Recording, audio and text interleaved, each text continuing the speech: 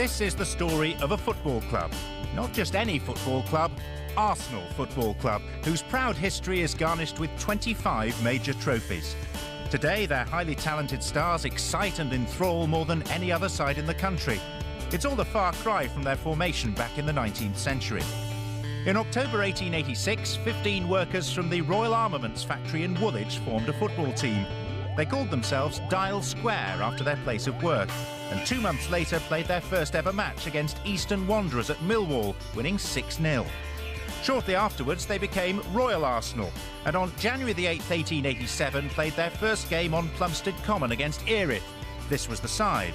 The key figures were founding father David Danskin and keeper Fred Beardsley, who provided the first kits, courtesy of his former club Nottingham Forest. From then on, Arsenal played in red.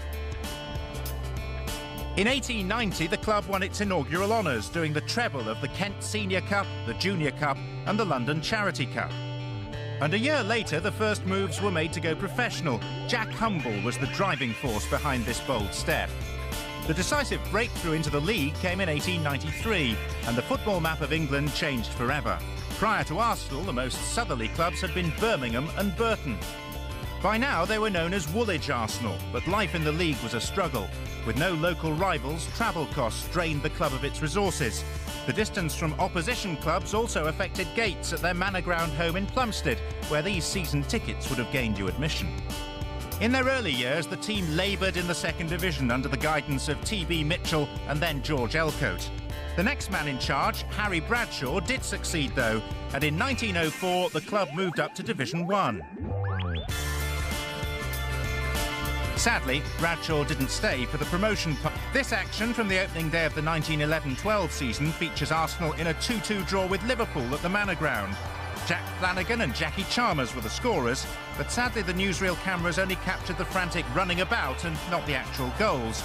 It's still, though, an accurate depiction of early 20th century football.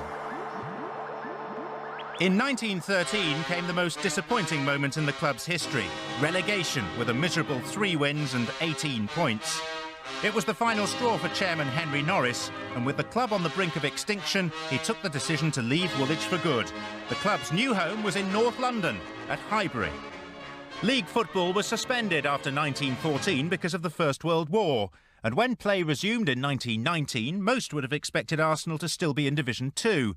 But negotiations led by Chairman Norris resulted in the Gunners taking their place in the newly extended Division 1. Leslie Knighton was the man in charge for the new era, although he had to work to the specific instructions of Norris, who allegedly forbade him from signing anyone shorter than 5'8". The first game of the 1919-20 season saw Arsenal take on Newcastle at Highbury. 40,000 packed into the ground on the day, but most went home disappointed, with the visitors winning 1-0. It set the tone for the following 6 seasons, as Arsenal failed to match ambition with achievement. For the upwardly mobile Sir Henry Norris, it was hugely frustrating. The 1924-25 season was the nadir for manager Knighton. Arsenal needed a change. They decided to go for the best man around, and surprisingly, they got him.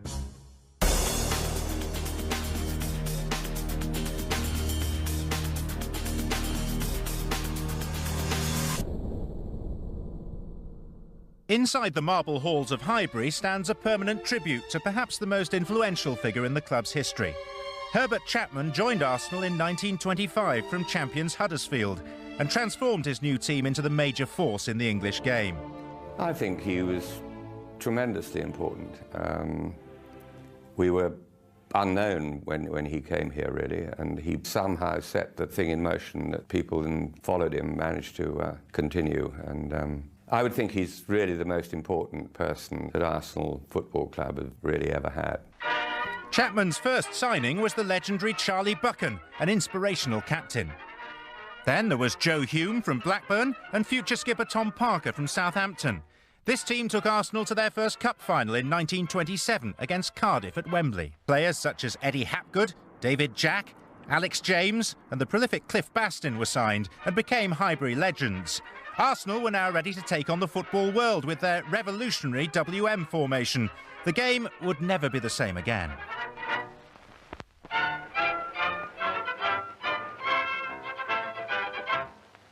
These are the Arsenal players from whom the final selection of the team will be made to appear at Wembley on April the 26th. I need hardly say how pleased I am we have won the Cup this afternoon. I'm very proud of the fact that the Arsenal's been successful in bringing the Cup south once again. La-di-da-di-da, la-di-da-di-da, all good pals and jolly good company. The first championship followed 12 months later in 1931, with Arsenal scoring an incredible 127 goals on the way to the title. The Gunners were a potent force, and everyone in the country wanted to see them at first hand. Many of those on the hillside have already paid admission to the ground. However, they think their view is better even a quarter of a mile away. Well, they know. In front of 67,000 people, this sixth-round FA Cup tie was finally settled by a header from giant centre-half Herbie Roberts. Arsenal were on their way back to Wembley, where they would meet Newcastle United. In a keenly fought north-south battle, it was Welsh half-back Bob John who gave Arsenal the lead, much to Chapman's delight. He was never one for outlandish celebrations. But the equaliser from Boyd was given in the most controversial of circumstances. From a high angle, it appeared winger Richardson had run the ball out of play before crossing, a fact confirmed by this artist's impression. Newcastle went on to score again and win the game 2-1, but defeat didn't keep Arsenal down for long, and a season later they went on to win the league, for the second time in 3 years. One important development was the new kit, their now famous white-sleeved shirts introduced in March 1933. This time the Gunners hit 118 goals on the way to the championship, and in 1934 the title again went to Highbury, but by then their inspirational guiding force was no longer around. On the 6th of January 1934, Herbert Chapman died from pneumonia. All of football mourned his passing, with the streets of North London lined with grieving fans. His legacy was more than titles and triumphs. He set standards that continue to this day at Highbury. In his time, he revolutionised tactics, training, the kit, and he even ensured that the name of the local underground station was changed from Gillespie Road to Arsenal. I think he was very much a revolutionary. I think he was way ahead of his time. I never knew him, but my father always said that he ought to have been Prime Minister. I mean, he was of such a calibre, really an outstanding man.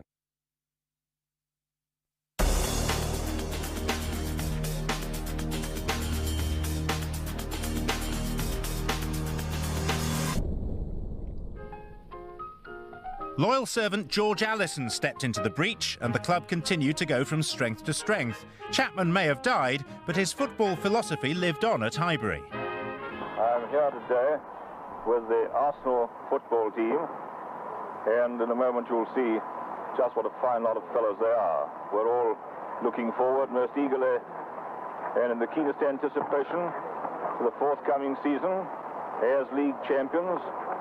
We have the highest standard of football to maintain, and I sincerely hope and trust and believe we will maintain it. Prolific striker Ted Drake's signing from Southampton in 1934 ensured Arsenal's success was perpetuated. It was George Allison, and his very first signing, so maybe I might have been dear old Herbert's last, but I wasn't, but I was George's first. And he had a hard job, you know, taking over, because Herbert Chapman had set such a great example and whatnot. But George Allison and his players and his team and his trainers and his squad lived up to it, yes. If you look at his record, he did very well. George Allison guided Arsenal to back-to-back titles, making it 3 in a row for the club. And about 70,000 at Highbury to see the Arsenal, last year's champions, play last year's runners-up Sunderland. 6, Arsenal missed out on the league, but still found success in the FA Cup. The semi-final against Grimsby was settled by Cliff Bastin's goal. The Gunners were back at Wembley yet again. The final itself was against another Yorkshire side, Sheffield United, but due to a dispute, no newsreel cameras were allowed inside the ground. Those not fortunate enough to be there had to be content with this very shaky aerial view of the match. Not the best angle from which to see Ted Drake score the only goal. The Cup was paraded around North London aboard an open-top bus the next day. There was good reason to cheer, and in 1938 it was followed by another league championship success, Arsenal's magnificent 7th trophy of the 1930s. There was no doubting the club's big box office status. Program. Official program and James. Thank you. Program. Here you are. Trojan or Arsenal? Trojan. Wear your colours. What the Allison do you think I'm wearing? Up the Arsenal. Up the Trojans. Arsenal. Above all, boys, you must respect this amateur side. They're one of the finest amateur teams we've seen for years. They don't play your game. They play the attacking game. Ball goes up to Kirschen. He's racing on. He shoots, and a grand save. Corner against Trojans. Oi, Brad! Oi! Don't keep blowing that whistle. Blow your nose down it. Nearing the end of the first half now, and there's no score yet. Drake's onto it. Over to Kirschen. This time it's a goal. First blood to the Arsenal. 1-0. And about 30 seconds to go for half-time. Even in the movies, it finished 1-0 to the Arsenal. Sadly, though, the team's success was curtailed by the outbreak of the Second World War. Normal football was suspended as the country's young men were called up for military service. Arsenal's star players were no exception. However, there were still occasional matches, and in 1943, Arsenal reached the wartime cup final against Charlton Athletic. When the team...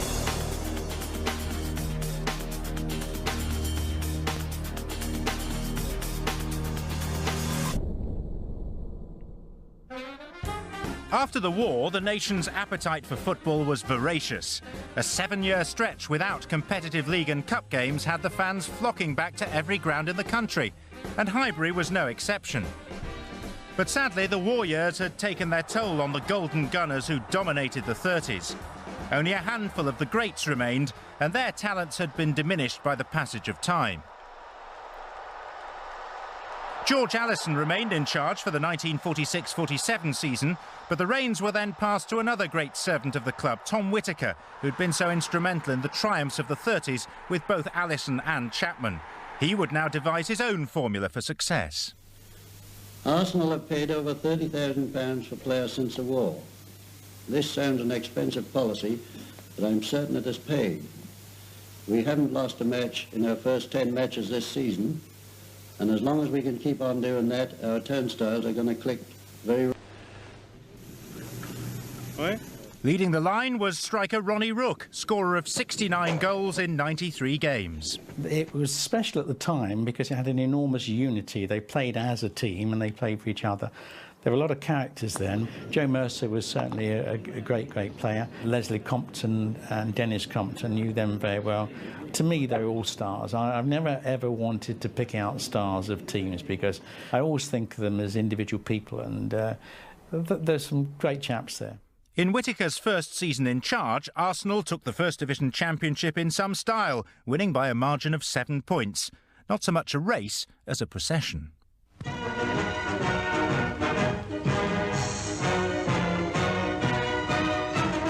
There were certainly a lot of people from Yorkshire as well as London who were dead keen on seeing Arsenal meet Leeds United at Highbury. When only 8 clubs are left in the Cup, Wembley is really on the horizon. As you see, Arsenal and Leeds supporters had their own ways of lending support. But there was still no score when Leeds kicked off in the second half, and the battle was still being fought out with determination by both teams. Then within 10 minutes of resuming play, the ball came in from the left, and Lewis scored for Arsenal. As Arsenal helped themselves to another Wembley appearance, captain Joe Mercer returned to his grocery store on Merseyside.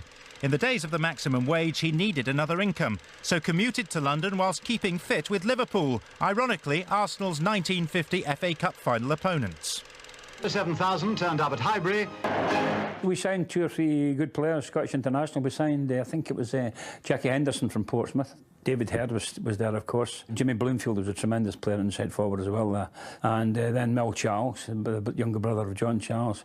But it was a strange setup at that particular time because there was a lot of turmoil on the club on the playing side. Players started to leave, become unsettled and whatnot. And we never really took off as a team. And as the sun comes out, Groves takes that throw for Arsenal to Bloomfield. Bloomfield, this delightful ball player, lovely body swerve, and Herd, and a goal! Corner to Arsenal being taken by their young centre-forward, Strong, playing in his first league game. Comes that out of Vic Groves. Groves to Strong. He's got a shooting chance. He scores! It's there. He's got it. Wills with the throw again for Arsenal, getting it back from Doherty. Noticeable that Charles at centre forward for Arsenal, moving around a lot to try and get Foulkes away from the middle. Now Groves backing up. Groves changing his mind, it seemed then. Getting it to Charles. Across to Barnwell, a goal!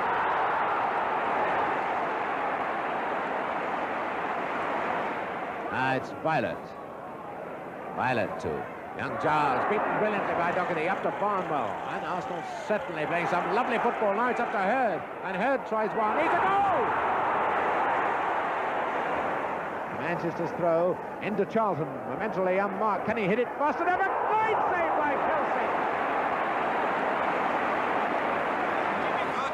Kelsey. One of Swindon's major signings was George Eastham from Newcastle. He had every faith that Arsenal could turn the corner. You could never say Arsenal's in decline. While there's still an Arsenal, there'll always be a chance of winning something. They're a top-class club and always will be. The Eastham transfer became a test case for players' rights. At issue, freedom of contract and the chance to negotiate their own salaries. As a result, the maximum wage was abolished and the face of the game changed forever.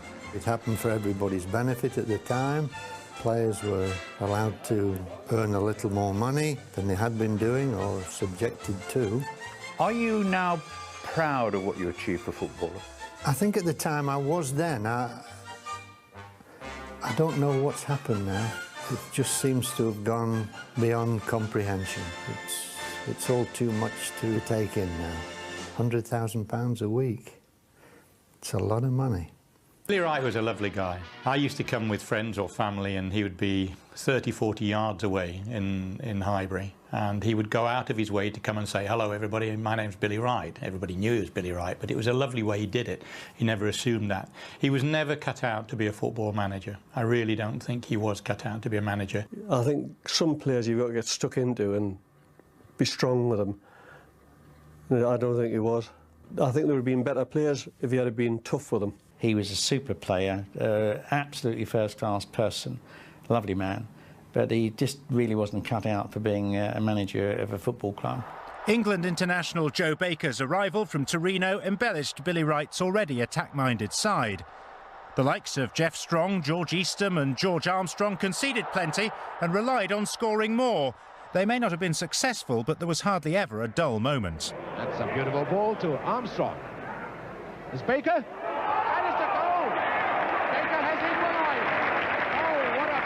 Goal. Glorious goal by Baker. In those days, clubs scored a lot of goals. There was no shortage of goals, let's put it that way. We maybe scored 70, 80, 100. You beat a man, you had a chance to score a goal. This is Baker for Arsenal. Armstrong, outside left. Up comes Eastham and he scores. Baker. Deep ball to Strong. Out to Anderson. Strong again. Eastham, it's good return, a fine move and a lovely goal by Strong. A lovely goal. Armstrong, Eastham placed to him. Armstrong and the goal, an equaliser by Baker. Up comes Story, the left back. Scutton moving in, and he scored!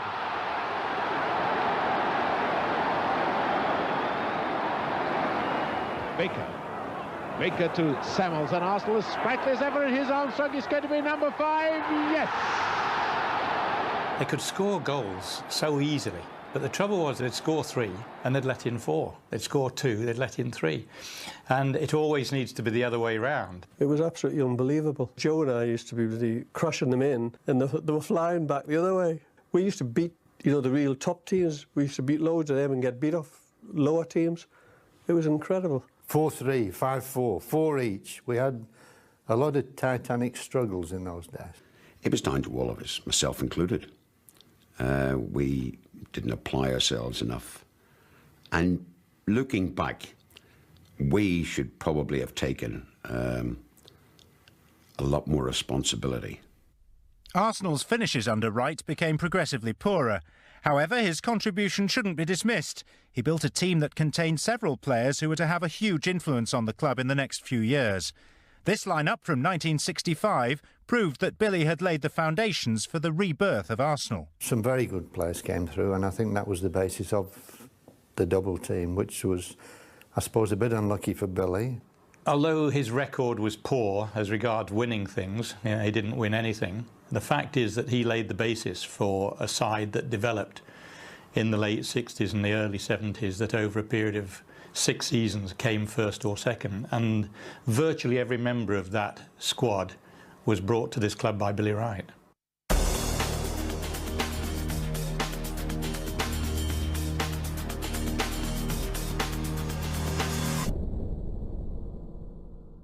Well, we all received letters in the close season saying that Billy Wright and Les Shannon, their appointments had been relinquished.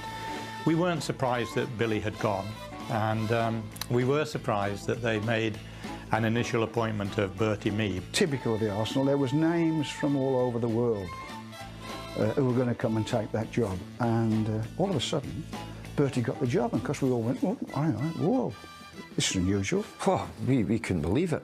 I mean, Bertie was a little, what's the word for it, sort of a pompous little man, you know, and called you OK McClintock and that sort of stuff. It was a bit like that, like Dad's Army type of thing. Even as a physio, he ruled that dressing room and that treatment room like a staff sergeant in the army. You know, I mean, he would bring you in at 9 o'clock in the morning for treatment. If you had a sore foot, you would exercise every single muscle in your body about 500 times before lunchtime. Then he would give you an hour off, and then he would bring you back again and do the same, and then he would let you go straight into the heavy traffic at 5 o'clock at night, so that in future you didn't really want to get injured again. He was here as the physio, and it was felt that maybe this was the man that perhaps could get a grip of the team and get a grip of the playing staff entirely and lead us on, and he did, of course. I think the players, they responded to him as well. They responded to his discipline. They responded to him wanting things to be done properly. We realised we couldn't step out of line, whether it be almost anything. Certainly dress code.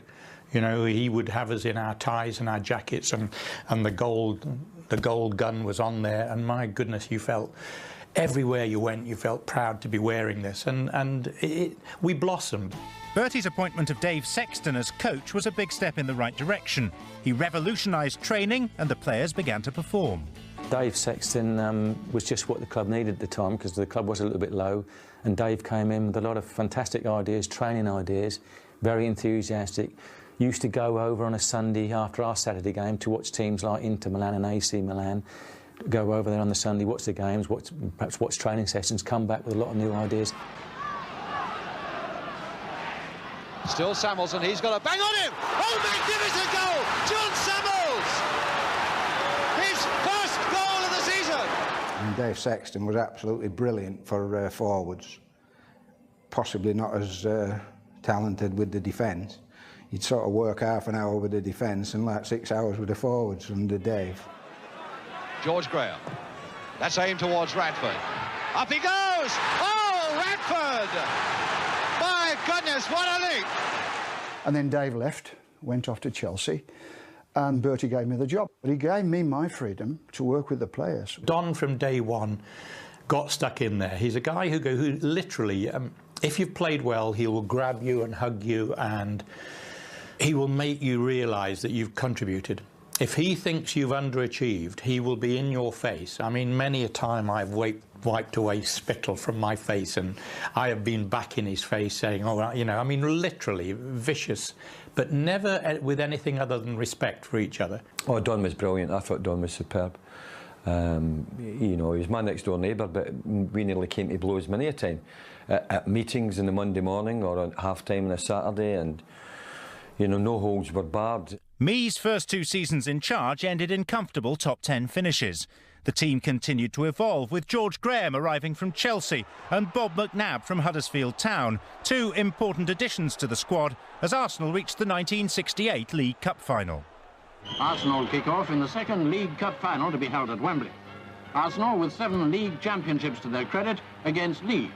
Leeds have already been so near to winning the League Cup, as well as the FA and the Fairs Cups as well. Arsenal's John Radford, 7, and David Jenkins, 8, soon to be frustrated. Up to now, frustration has played a major part in the Leeds story. Then a corner taken by Gray. It headed out, but straight to Cooper, who put it hard and fast into the back of Furnell's net.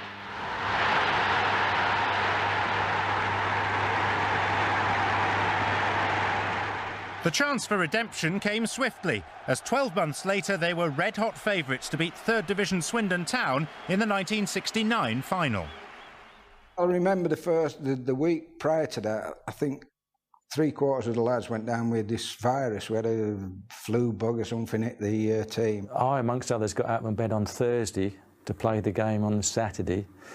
We went to the Wembley to look at the pitch on the Friday, and we thought, oh, this is never going to be played, because it was torrential rain and there was all planks all over the Wembley pitch, and we thought, oh, it's never going to be played. It was a bog. We were just dead that day. Didn't really play. Pitch was terrible. It was heavy. Worst thing that could have happened, like, you know, when you've all been struggling for a week or so. What a terrible mistake by Arsenal! Graham now cooled off in support. Can Gould get to it now? It's a goal by Gould! And my goodness, is he not pleased with life? Bobby Gould! And they are really happy. He's crying. Bobby Gould is crying. Then we went into extra time, which was the last thing we really wanted. And to be fair to Swindon, yeah, they outplayed us in extra time. And you have to say, deservedly went on to win the game 3-1. It was a nightmare. And all the headlines now, I remember the shame of London. That's when we really showed the backbone. Out of that came the side that the following year won the Fairs Cup. The worst thing of all was that the last triumph at this club prior to our era was 1953. We were always being reminded of the great teams of the 30s and the 50s, quite rightly. I mean, they were very successful. There was these photographs on the wall of people like Joe Mercer and the Comptons, and when the club were winning things in those days.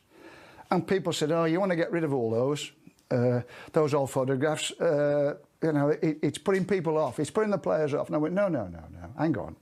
I said, we have to replace these photographs, and we have to replace it with these players here with a cup in their hands so they can go there, and that'll be a pain in the backside for the next group. So that's what we did.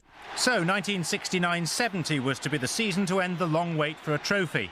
And new to the team that year was a local lad who'd been just 2 years old when Arsenal had last enjoyed success. People used to say I was a rebel without a cause. I don't know, I might have been, I honestly don't know. I started off with a short haircut, with a skinhead. People never used to say, oh, look, he's a skinhead. And I think when you're young, you're a bit rebellious. If someone told me to do something, I would go the opposite way.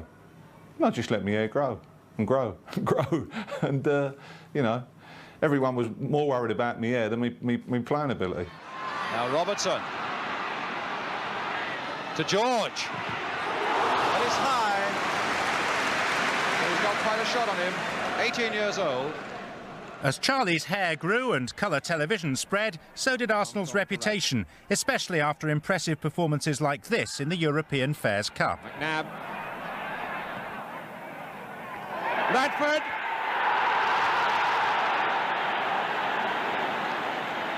Wonderfully well taken goal.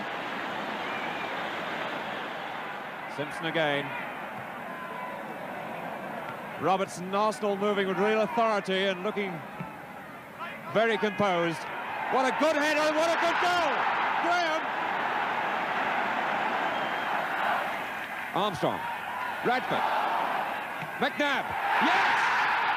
Graham! They had this resolve. They got round each other. They wanted to win. They made their mind up. They wanted to win something. All they needed was guidance. So that's what we did. And we broke through because we won the Fairs Cup, as it was called then. It's the UEFA Cup now. And we beat Anderlecht in the final, which was difficult. We were 3-0 down over in Anderlecht. There were a lad called Muller up front. He was absolutely brilliant. He tore us to pieces. And it could have been maybe 4 or 5 out there. I think Ray came on late as a substitute and grabbed a goal. I mean, that was our lifeline, really. I mean, we all came in, to be honest, heads down and this and the other. They give us a right pasting, to be fair.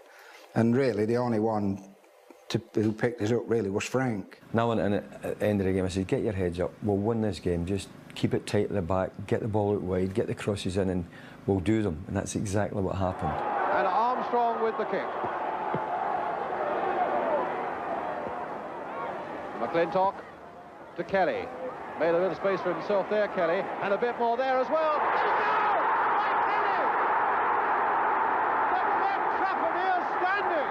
George Graham to Bob McNabb right up. Can he turn it back? A good cross there from McNabb.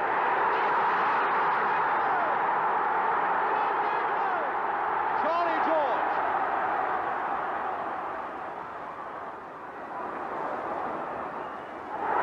And now it's Samuels going in hard. And a great goal by Samuels! 3-0! Oh, that was a tremendous goal by Samuels!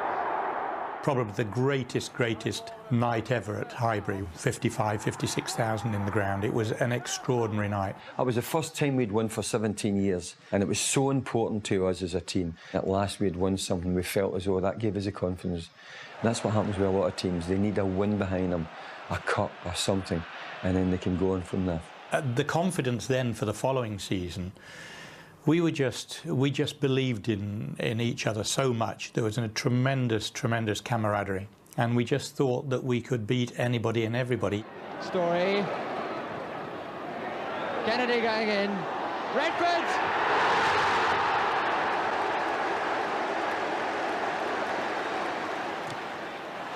That's a good ball from Graham. He's got three on the far post, one coming across the nearest Kennedy. One from Armstrong.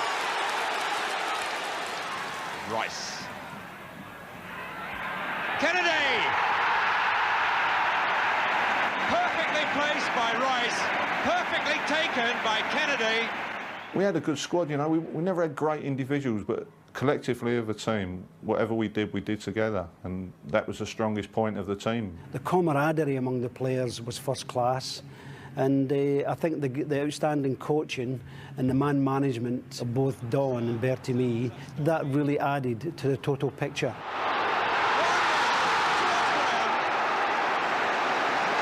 The determination and the ability to win a game, and once we were 1-0 up, you could forget about it. You could go and get your fish and chips, your cup of tea, get on your bike, get home, because we would never gave a game away that I can remember. Once we were 1-0 up, that was it. Arsenal get their second corner of the game. Oh, it's a good one. And hooked away for George. And it must be McClintock. Got to be McClintock. Graham at the far side there, getting him his head! There it is, George Graham! Armstrong coming in on it. Beautifully played there by Armstrong. Oh, and a dummy there, let's Kennedy in! Oh, a fine goal by Kennedy! Armstrong with the throw. Kennedy. Graham and Radford are there. They're scoring. A good goal!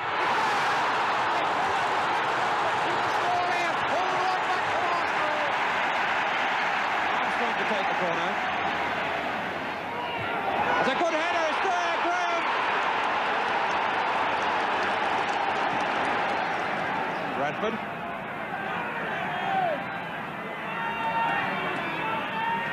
Armstrong. Radford. Yes, Kennedy!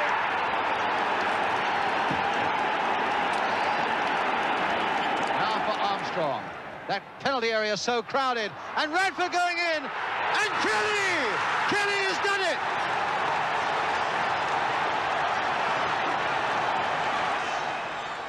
Arsenal were tantalisingly close to the title. The only task left was to avoid a defeat or a score draw in their final game against Spurs. And we played Tottenham, at Tottenham, naturally our big rivals. There was 40,000 at least locked out that night, and I think there was close to 50 or 60,000 at Tottenham. I mean, it was a massive crowd. I mean, it was an extraordinary pressure, and you were playing a club that were not only your biggest, fiercest rivals and remain so in local terms, but the only club that had achieved the double in that century. It was like a cup final, really. But the feeling was unbelievable, and you know, to win there 1-0, and Big Ray got a great header. I mean, everybody said, well, did Tottenham lie down? They didn't lie down. I mean, they were at us right up to the final whistle. After the match, we were in the dressing room, and the commissioner came in and said, Mr. Mee, they would like you to go onto the pitch. So I said to Bertie, Bertie, look, I've just come in. I wouldn't go near it. And he turned to me and he pulled himself up to his whole 5'6" height and said, young man, there is a time in one's career when one thinks of others.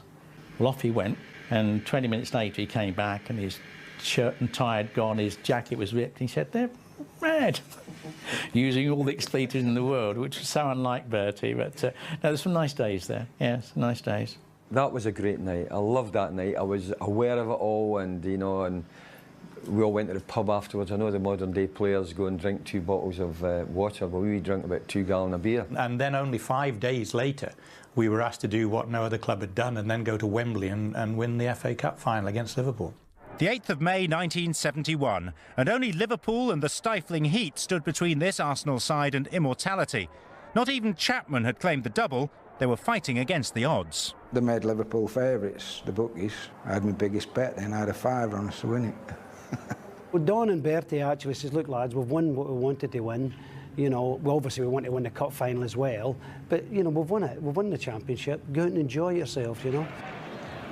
And McClintock winning that one well in the air. George Graham, a nice little touch off there for Charlie George.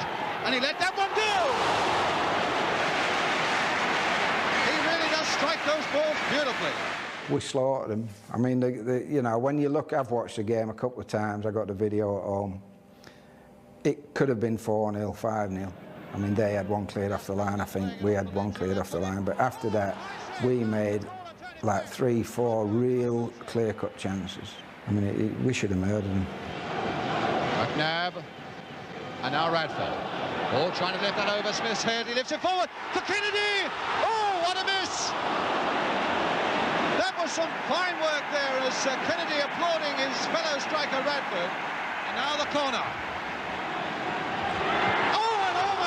Almost there again by Graham, and Liverpool in terrible trouble until Larry Lloyd finally gets it away from Graham's header. But I thought we were fitter than Liverpool, and we got young people like Eddie Kelly and 1 or 2 of them, and they just needed stimulating at the end of the game. There was no like, come on lads, you can do it. It was like, hey, you come on, you. I can remember Emily Hughes, who plays for Liverpool that day. He'd gone. The heat had done him. And of course we're saying to Eddie, go on, get on your bike, get in the box, go on, go on, go on. We went a goal down when Bob Wilson anticipated a cross. I thought I'd get that in. I contrived to get my angles wrong and give Liverpool the lead, courtesy of Steve Highway's goal. But it was meant to be. We again showed just what an extraordinary team we were. Frank McClintock, best captain I ever played with, an impulsive guy, and it was his impulsive nature that hauled us up off the ground, as it were. Oh, I just gave him a dirty look. I think he keeps on saying that I slagged him off or something, but we had great respect for Bob. He was as brave as a lion, he really was. Well, George Graham claimed it, but the more I keep looking at the video, he's got a guilty look on his face. He knew. Now, I thought that the first Arsenal goal was scored by George Graham, and so did practically every journalist in the press box. We can show you now that, in fact, it was scored by Eddie Kelly. I thought I got a touch at the time. I thought it brushed my leg, and everybody else thought it because the anticipation of the opposition Liverpool players, you could see that everybody thought it was me, you know. But the important thing was we went on to win it and complete the double.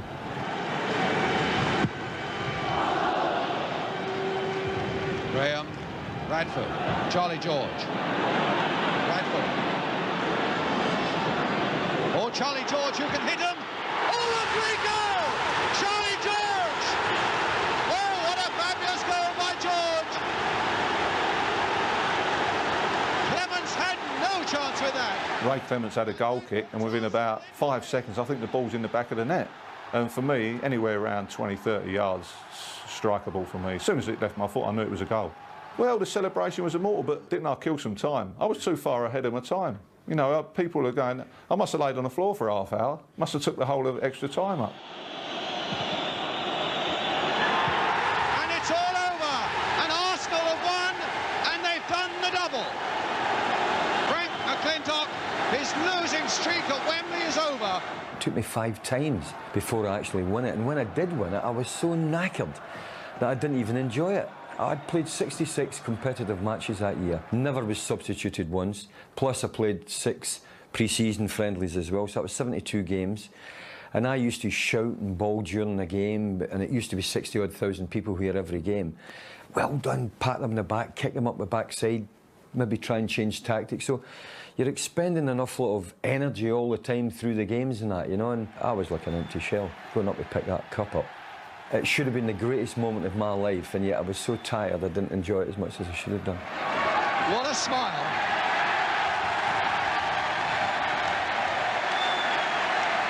From His Royal Highness the Duke of Kent, the cup goes to Frank McLintock and the Arsenal.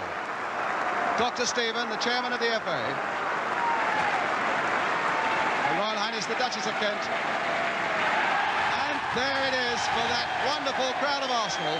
People have never said we were a great footballing side. They've never accepted our 70-71 side. And even I have had to say, even though we scored great goals, we weren't loved like, say, or looked upon with the beauty, say, of the Tottenham side or the Arsene Wenger side of 2002, the double winning side there. But if you're talking about great teams, the perfect jigsaw of rough edges and smooth edges, we fitted like that. We were absolutely the perfect jigsaw. But it was about to lose one of its most significant pieces. Rated as the best coach in Europe, Don Howe was in demand, and the offer of the manager's job at West Brom tempted him away. I was very ambitious, and I don't think anybody would say, well, that was wrong. I really should be ambitious for the Arsenal Football Club again. Everything come, like I said, so quickly. The success comes so quickly. I didn't realise enough what a good team we'd got. And we had got a very good team. I think back to my career at the Arsenal, and I think there's been times when I left when I should have stayed, because I've been there 3 times on and off, and there's times when I stayed when I should have left. I know that now, and don't ask me the story. I know that now, but I can't take it back. And that time, the double time, that was one of the times when I left when I should have stayed, because there was a lot more in that team. Steve Burtonshaw took over and did a good job. He was a good coach, Steve, but Don really had us, you know, very tough he was in that, you know. And I think we needed that the following year as well, because some players can get a little bit lax and think they've done it. And the secret of getting and winning the double was the hard work and the dedication that we put in every single game. And sometimes after we won the double, that didn't happen, you know. There was still plenty of cause for optimism, though, not least with the signing of World Cup winner Alan Ball during the 71-72 season. Bob Wilson.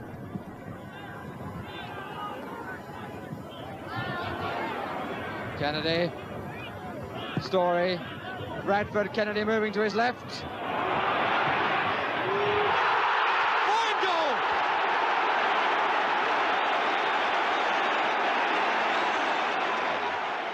Corner, Armstrong. Oh, what a shot from John Roberts! John Roberts! That's 1-0 Arsenal. John Roberts, the scorer. Kennedy following it up quickly, and George Graham in there. A lovely 1-2 with Armstrong. Graham again, and a goal!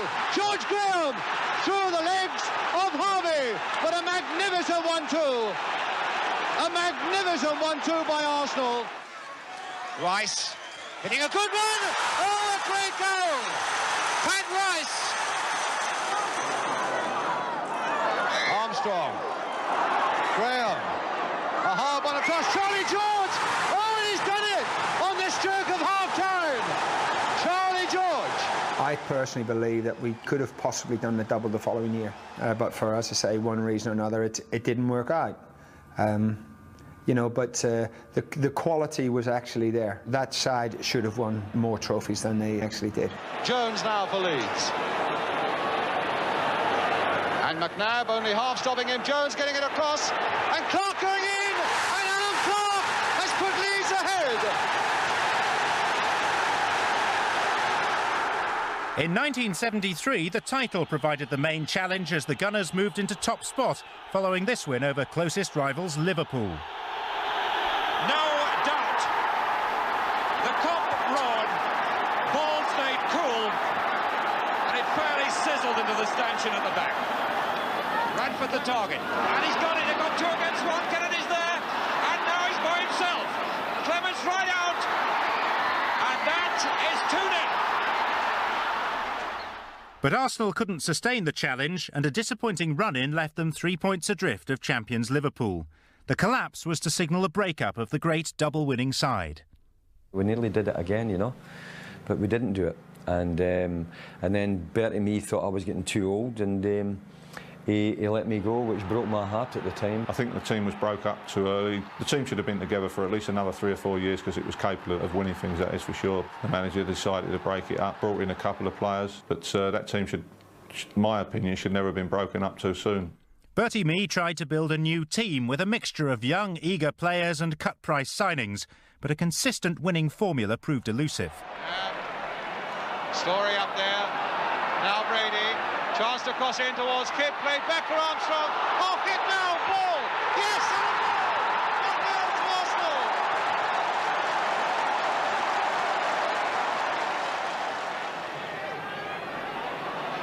Good running by Kelly. And a good shot. What a tremendous goal that was! And Brady taking the kick. Come out to Nelson. Deflection and cleared off the line by Ingham. And now it's been put in. And I think it's young Rostron again. Yes, it is. Chipped in once more. Osgood in trouble. Kidd. And he's got it in there. Ryan Kidd has scored. Obviously, we welcomed the chance, you know. We wanted the opportunity to show what we could do. But on the other hand, I think it probably happened too quickly. And too many good players left. I think that we were going through an indifferent period then. You know, there was some old players, there was some players on the actual brink of coming into the first team. You know, so I honestly don't think personally that it was down to Bertie Mee. No. The general feeling was that Bertie had sort of done his time here, and it's a very stressful job. And I think it was felt that he'd got to a certain age when it would be better if he retired, and we pensioned him off. I hope the parting was amicable, and we saw a lot of Bertie after that. Mee had reawakened the club from 10 years of torpor and made Arsenal successful once more. However, 17th position was too close to relegation for comfort, and the next appointment would be crucial.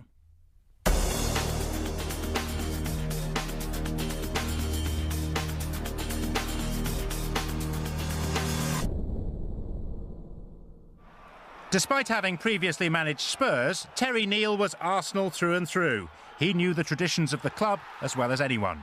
The phone call came again, which I couldn't resist, obviously, because Dennis Hill-Wood, the old chairman, had been like the second father to me at Highbury. Knew his football, but he used to play the old duffer. He said, "Oh, I'm just the old duffer, doesn't know anything about it. You're the experts, get on with it." In an attempt to recapture the glory days, he pulled off one of the most audacious transfers of the decade. Malcolm MacDonald, or Super Mac, had been almost deified on Tyneside, yet Neil persuaded him to come to Highbury. Took him down to see the old man, which is always a clincher, down in Hampshire. And, in fact, he got on so well with the chairman, neither Malcolm nor I could really totally remember the terms that we thrashed out. Thank God Ken Fryer was around. I saw Arsenal as the team that would dominate the late 70s, and I wanted to be a part of it. And again he did well. MacDonald! Here's Brady again with the corner. That looked like a push to me. Hudson with a header. MacDonald with a header! And they've got that 2-goal lead again. MacDonald the scorer.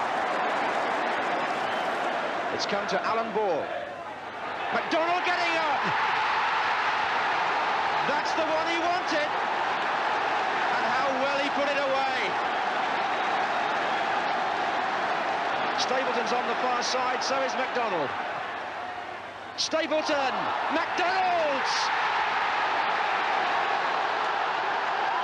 Armstrong, Matthews is the player in the middle. Had to check to stop being offside. Here comes Ross.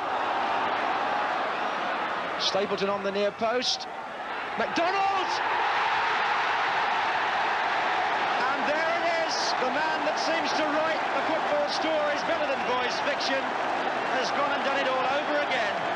The club itself and the supporters, they just got into my blood. I loved it because it was such a professional outfit. The whole thing, everything from the very top with the chairman, Dennis Hillwood, filtering all the way down through everybody, down to the tea lady. Everybody had their job and they did their utmost to do it brilliantly. Not just well, but brilliantly. And you just felt honour bound to go and reward in every kick, every tackle, every challenge in the game. You just felt you had to do your absolute best at all times. In Neil's first season, Arsenal finished in 8th position, and although this was an improvement for the Gunners, the manager decided he needed help on the training pitch. So the prodigal coach, Don Howe, returned to Highbury. Both our wives thought for many years that we just should have moved in together and get married.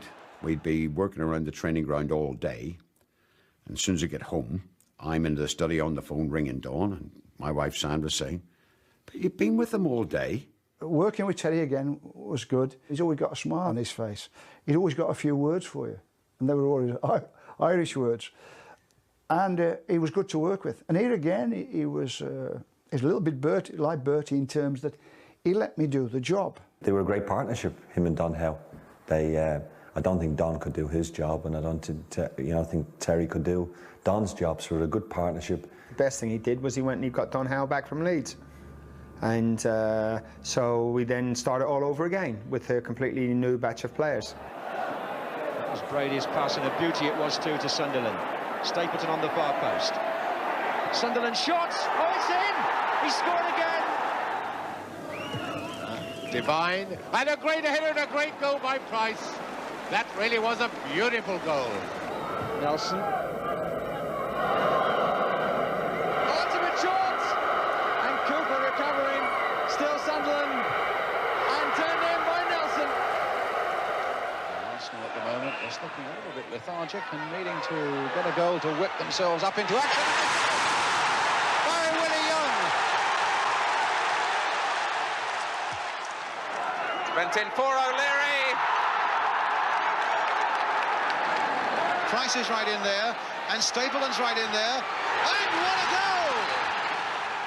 Frank Stapleton was beginning to mature into a really fine centre forward. Graham Ricks, a very good left-sided midfield player. At the back, Terry brought Pat Jennings in, who was a legendary Arsenal goalkeeper as well. He played nearly 10 years for the club, and he was outstanding.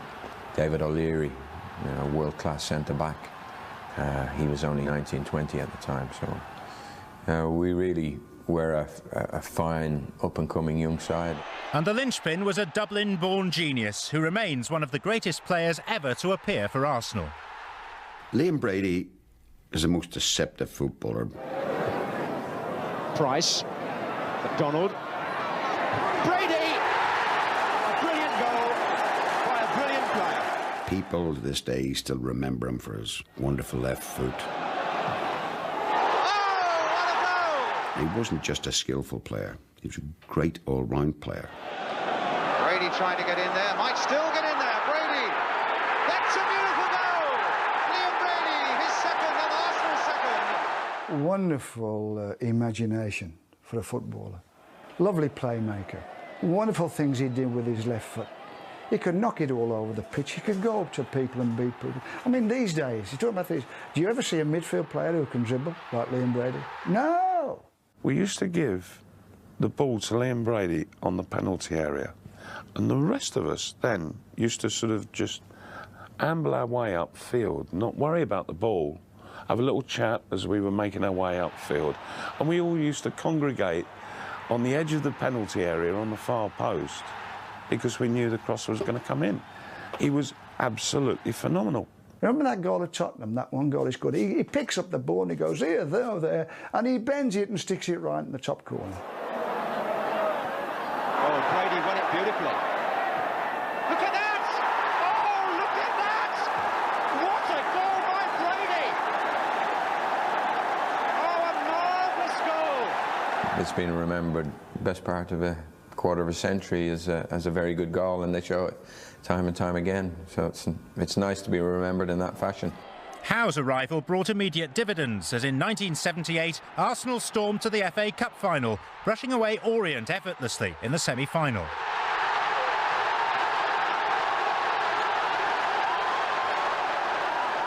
Rice going in, now McDonald, deflected again! And this time I think you've got to credit McDonald. This time it's Ricks taking men on, and this is where Orient looks so vulnerable.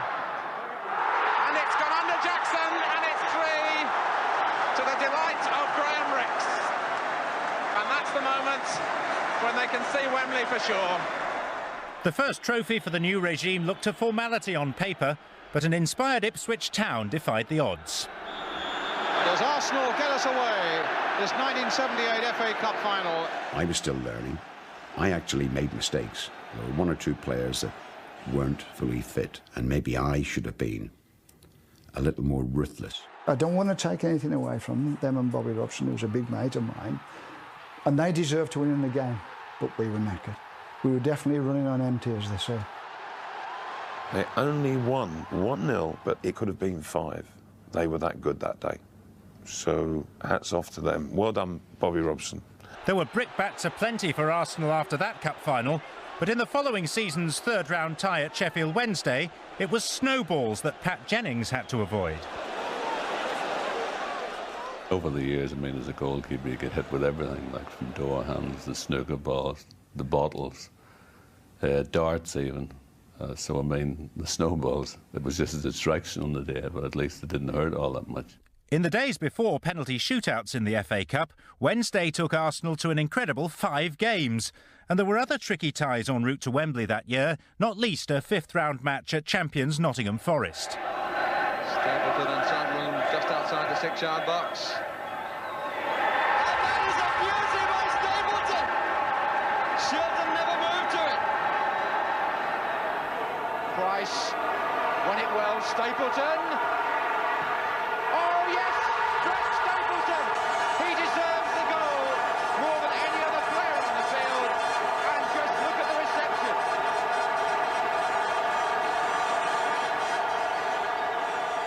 Sunderland is through. Alan Sunderland scores against his old club. The goal that almost certainly means Arsenal are destined for Wembley. So Arsenal were back at Wembley with a chance to redeem themselves. A big day out for a big club.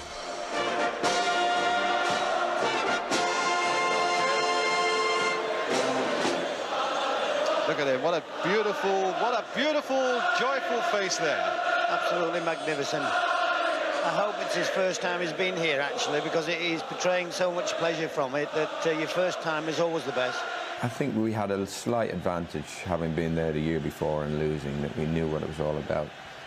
We didn't get carried away with the hype of the cup final that year. We were more focused, and I think we won because of that. Sunderland again, good timing getting it in the air. Now Brady with Macari snapping at him. I wonder if that's going to be the sort of thing we shall see for 90 minutes, that Macari will need to stick close to Brady when he's in the midfield there. Price going right in there and turning it back. Got to be, well, either Talbot or Sunderland. I honestly think that I made the final touch. I came in to the ball, which was cut back, I think, from David Price, and me and Sunday come in with Martin Buchan. But I've obviously got pictures to prove my foot was on the ball. I think Sunday would have been a bit more wanting to claim it if he hadn't got the winner. The winner was much more important. It won the cup, so Sunday was happy to take the win, and I took the first one. Here's Brady. Going all the way, can he find the shot or the cross? There's the little cross coming in, and that's number 2 by Stapleton. We were cruising at 2-0. We'd really dominated the game. We were in control, we were playing well, and all of a sudden, Man United got a lifeline. Koppel lifts that free kick in there again. It'll come all the way through to Jordan, turning it back in there again, and it'll go! And it's given! And McQueen is the man who claims it. And suddenly, United are back in the game with 4 minutes left, and who knows what might be produced in those 4 minutes. They got a goal back and was still all right. And then, I mean, Sammy McIlroy came through. And to this day, I thought I was getting there. And he just got a total in underneath me, and that was 2 each. I mean, you can imagine the headlines. You could see the headlines the next day. Arsenal blowing it like. I often get asked, even these days, how did you feel? Well, what a stupid question to ask anyone. I'm still waiting for Manchester United to beat us. What I truthfully thought, if this goes into extra time, they will beat us. Friends of mine were saying to me they never seen our third goal because they had their head buried in their hands. They thought we've blown it. But wait a moment, it's there by Sunderland, and they're back in the lead again, and they're off the bench once more. What an amazing cup final. Well, that's when you're at your most vulnerable, when suddenly you've got it all back. They relax for a moment, and Arsenal have punished them for it. From having the cup with both hands on it, really nearly, we had a hand taken off it, and then all of a sudden we had both hands back on it. So it changed within 5 minutes, the game. Jennings gets it away, it's all over. Arsenal have won it. When it seemed a moment ago they'd thrown it away, the two managers greet each other. Dave Sexton, sportsman to the end, saying well done to Arsenal. But my word, 5 minutes, I think that anybody here who saw it, and those of you at home, surely will never forget. I think it was a relief. We just sagged at the end of it all. It was so emotional and so near to getting it, and yet it was slipping away from us. So it was another day to remember. 3 seasons now as the captain, and the proudest moment in his career because Arsenal make up for last year's defeat and take the cup to Highbury.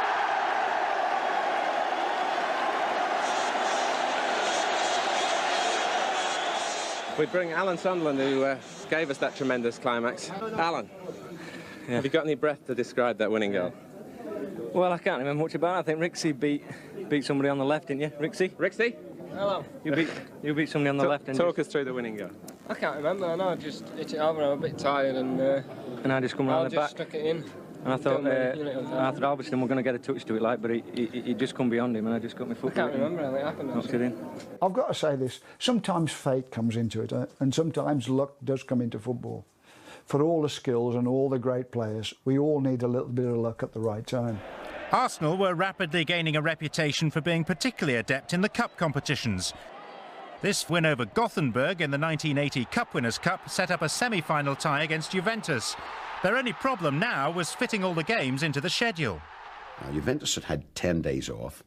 Our Easter programme was Southampton at home on the Saturday, Spurs away in the Monday afternoon, Juventus in the first leg, the Cup Winners' Cup on the Wednesday, and Liverpool at Hillsborough, FA Cup semi-final on the Saturday. I mean, they talk these days about pressure of games and everything like that. Well, you just seem to be on a plane or a coach all season. The first leg at Highbury saw Juventus take the lead and score a vital away goal through Cabrini. Then an own goal equaliser from the head of Roberto Bettega gave Arsenal a glimmer of hope. But the return leg in Turin still looked daunting. It's an unbelievable night, that. I think they were happy to just see the game played out for the 90 minutes and go through on their away goal. And of course, Vaston nicked the goal for us in the last few minutes of the match, and we walked past the Juventus dressing room, and there wasn't a sound coming from the dressing room. They were just devastated. That was one of the greatest victories in Arsenal's history, and we deserved it on the night. You know, I don't think Juventus had lost a European tie for many, many, many years in Turin.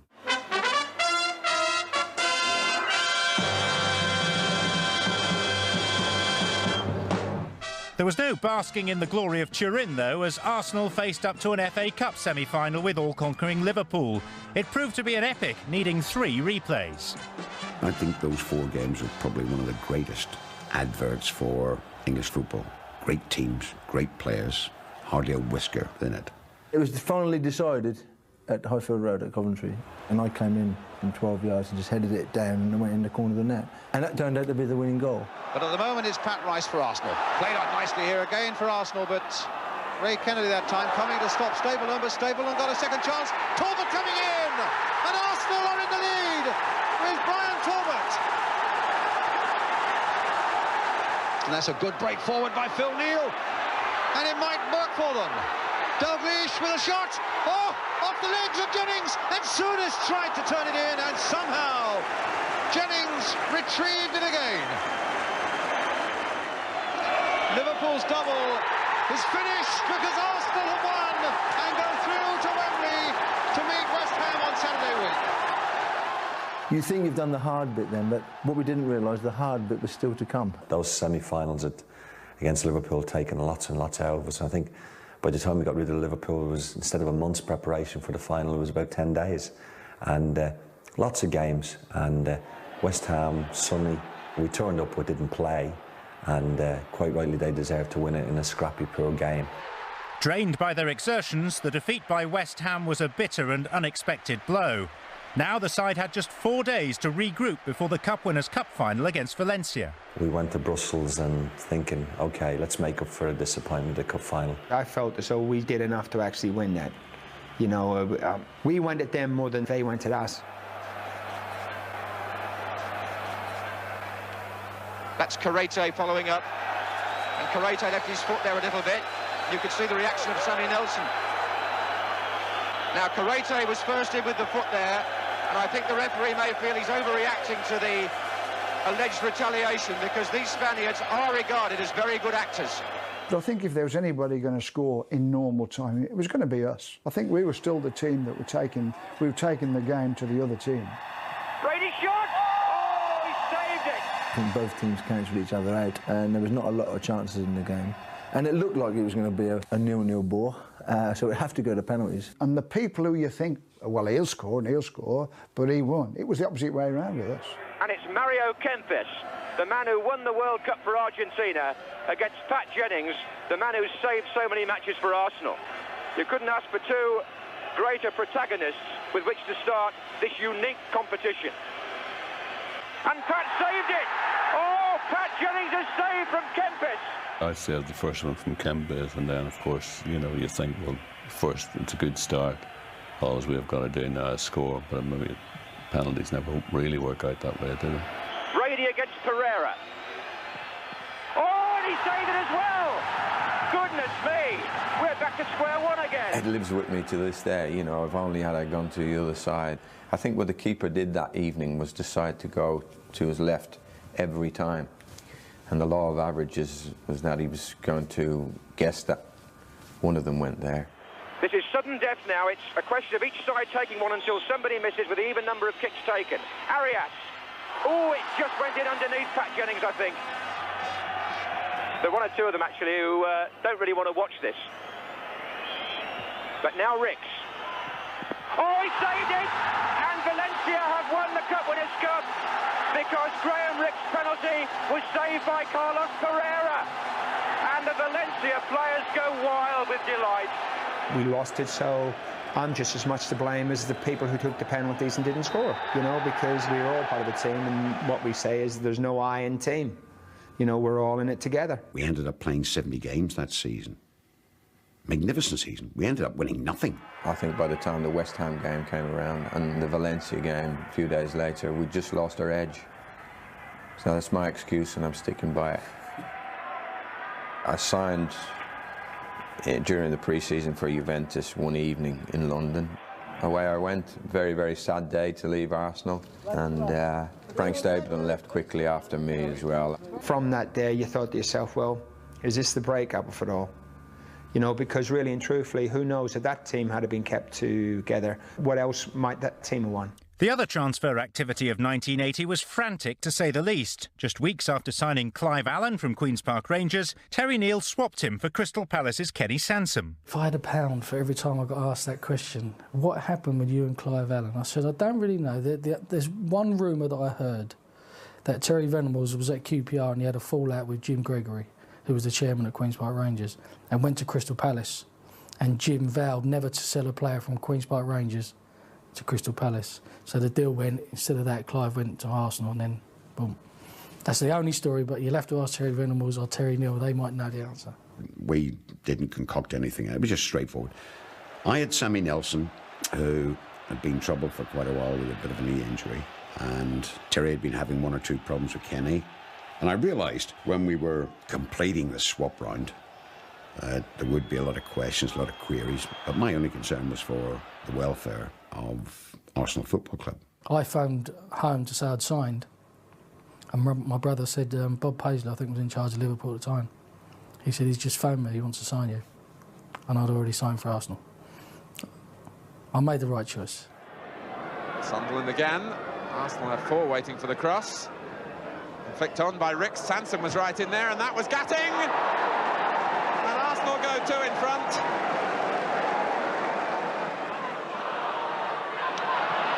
Referee Midgley allowing for the conditions and also playing advantage. Intelligent bit of refereeing. Sunderland, and that's a beautiful goal for Talbot. 1-1. Davis played for Ricks. Ah, good chance for Ricks. Talbot's gone right in the middle there. McDermott coming up fast. Woodcock. Sunderland outside him. Woodcock and Robson advancing into that area. And Woodcock! What a brilliant goal! Woodcock versus Sims. And Woodcock getting it through there. Oh! A fabulous goal there! Ricks laying it wide. Good period this for Arsenal. Sunderland. The ball broke for him nicely. Talbot trying to take it in! 2-0. Brian Talbot the second. 2 goals in a little over a couple of minutes have suddenly put Arsenal right in the clear. Flicked header there from Woodcock to Ricks. What a fine goal from Graham Ricks. That left foot so accurate. There were still flashes of inspiration and some creditable finishes, but the pressure on Terry Neill to deliver trophies began to grow. His last throw of the dice was the signing of a maverick young striker from Celtic, Charlie Nicholas, Scotland's brightest young thing, but the burden of expectation simply proved too great. I'd obviously rejected Liverpool, Manchester United and Inter Milan, and I thought the Arsenal had the basis of a team that was going to rebuild and get back to being one of the top clubs again. And that was the essence behind it for me, but they said that I was going to transform this club, which was doing nothing for 6-7 years. So it was difficult for me. But I was only 21, and here I was getting the burden of the pressure to say, it's up to you to make Arsenal great again. And a really big crowd here at Highbury today. I'm just wondering how many of them are drawn by the man wearing the number 10 shirt for Arsenal. Charlie Nicholas on the ball at the moment, with a nice back heel finding Kenny Sanson. Well, we knew Charlie's reputation in Scotland was, he scored from fantastic goals, could go past people. I think his nutmegging was second to none at the time. He would nutmeg most probably every player in training. And I think there was a lot of expected of Charlie. Charlie came down with all this hullabaloo and a playboy image, really, and he was a great lad. He added something to the dressing room, definitely. He was lively. He used to like a night out, like a lot of young people do. When I came to Arsenal, I was 21. I was very single. It was also very lonely. Most of the players were married, and it was hard work. There wasn't a particular social side to the club. I mean, I used to dread finishing training some days because I had a whole day to face, and I didn't know what I was going to do with it. And that becomes concerning when you're fairly young and lonely. You know, you're searching for things to do, and it wasn't always easy. Charlie's trouble in settling into new surroundings affected him on the pitch, and a meagre return of 2 goals in his first 17 games did little to lift the weight from Neil's shoulders. Nicholas's talent was undoubted, but demonstrating it was a different matter. And the crowd were out there time after time, chanting for Terry's head, and the players weren't particularly responding to Terry's style. You live or die by results, and for a club like Arsenal, you have to win trophies, you have to challenge for honours. So, all right, you can't always be, because someone has to come first and someone has to come last. But if you're not getting to cup finals, you're not challenging for the title, the board of directors and the fans, to a certain extent, obviously, looked at what is wrong, because we're a big club, we've got to be there. In December 1983, Neil left Arsenal on amicable terms, but he remains passionate about the club he served with such distinction. What makes Arsenal so special to me is not just the length of time that I've been there, but the people. You know, the old expression, once an Arsenal man, always an Arsenal man. But that is true. for me. Well, that was the time I stayed when I should have left. And I realised after that when the club decided that Terry should go, I really should have said, look, yeah, I'd have loved to be manager, but no, this is not the time. Whether there'd ever been a time, I don't know. Because I'd been there for 8 years. The players had heard it all before. They'd seen it all before, okay? They'd seen the bald head before, okay? They're not going to be stimulated by that anymore.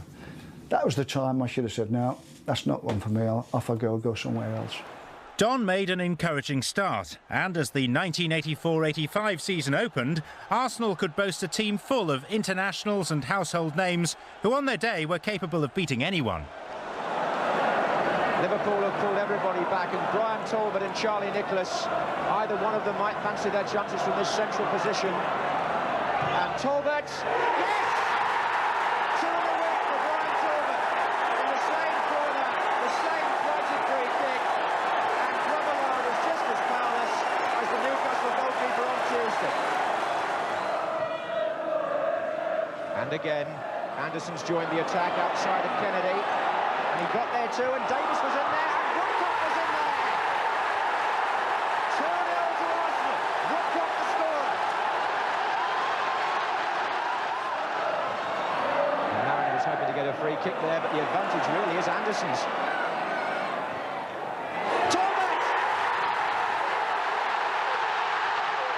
Not everyone enjoyed Arsenal's style of play, though, and however unfair and inaccurate it might have been, Don's team was branded as boring. Do you think, though, that at the moment clubs have an obligation to play entertaining football and to try and win back the fans generally? Yeah, that's right. All I can do is take you back to... I remember seeing the finals of the men's singles at Wimbledon. Connor was playing Borg, and Connor was going down in the 3rd set. And there was one of his fans in the crowd said, "Come on, Connor." And he said, "For Christ's sake, we're trying." And that's exactly our situation. For Christ's sake, we're trying. Talbot for Arsenal. Nicholas just kept it in. Look for Woodcock, and what a fine header! Oh, a superb goal! Well, they always called us a little bit defensive. I mean, you couldn't ask me just to defend because I like to go forward, like the modern wing-backs nowadays. So that we tried to work on not letting any goals in. That's the first thing. I think most successful teams do that. And then obviously we tried to hit teams and attack teams as well. But I think they were more defensively minded than possibly attacking minded. Allinson, 3 up with him for Arsenal. Nicholas, Woodcock wants it far post. Mariner lets it run, Talbot, and it's all over. Beautifully made goal. Don was never boring. Don was fun. I think he never came across as a fun-loving guy or a man who was telling jokes. And he did his job, and he made us aware of our defensive responsibilities. When we lose the ball, we all get behind it and win it back as soon as possible. We made the basis of a fantastic side. But again, it came to the stage that once we started thinking about the game and Don started thinking, sometimes we need to be cautious rather than attack, we need to be cautious. And it worked to a disadvantage to us. We were an attacking side, we should have continued to be that way. By March 1986, with little sign of a serious challenge for honours and attendances dipping, Don realised new blood was needed and stepped down after a 3-0 win over Coventry, Arsenal's 4th victory in a row. He bowed out in style. It's always a tough decision. You can't make it, but I thought about it. I thought it out. I chatted it over with my wife. I'd thought about it. I wasn't really happy with the dressing room. So having given all that kind of going to bed, lying in bed, what about the Arsenal, about that, how about this, all the things you do when you're thinking about things, I'd come to the conclusion it's time to move on. Arsenal launched a search for a manager to bring some silverware to the plush surroundings and marble halls of Highbury. In the end, they turned to a man who'd been instrumental in the 71 double success and who, during his apprenticeship as an up-and-coming coach and manager at Millwall, had dreamed of returning to Arsenal to follow in the footsteps of the greats. Look back and see the past managers, the great managers. Chapman, who was the manager of the first Arsenal team to win a major trophy. And my dream and my ambition would to be actually to bring those times back here as a manager. And if I could emulate what they did in the 30s, I'd be a very, very happy person.